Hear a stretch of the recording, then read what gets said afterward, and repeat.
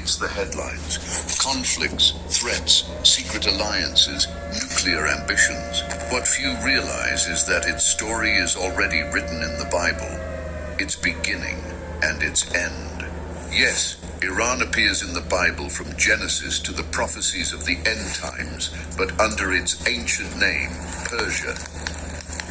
Because the Bible doesn't just tell us about Iran's beginning, it also foretells its ultimate destiny in one of the darkest and most feared passages in Revelation, the War of Gog and Magog, a coalition that will rise up against Israel in the last days. But before becoming a prophetic enemy, Persia was God's chosen empire to free his people, rebuild the temple, and fulfill Daniel's prophecies. Stay with me until the end, because today you're about to discover what very few dare to reveal: Iran's true role in God's greater plan, from the beginning until the end. Let's dive in.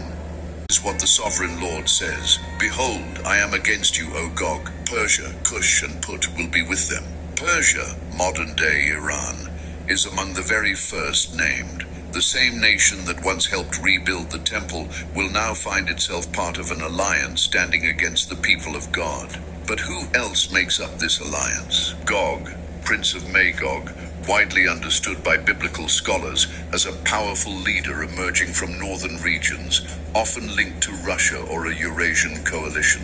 Cush, ancient Nubia, likely refers to areas within modern-day Sudan. Put, linked to North Africa, possibly Libya.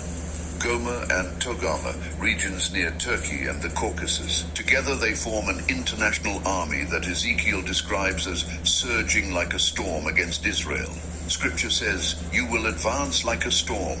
You will be like a cloud covering the land, you and all your troops, and many peoples with you. But they will not succeed, for this attack will provoke God's direct intervention, triggering severe judgment, earthquakes, fire, confusion among the armies, and God's glory will shine forth amid the chaos. As it is written, 'And so I will show my greatness and my holiness, and I will make myself known in the sight of many nations.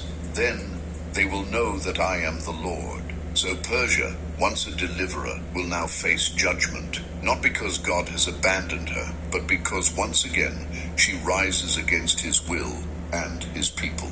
Persia, like few other nations in the Bible, has traveled the entire arc of sacred history, from its creation in Genesis to its redemptive role during exile, and even its prophetic alliance in the final war. But what does the Bible reveal about Persia's ultimate fate?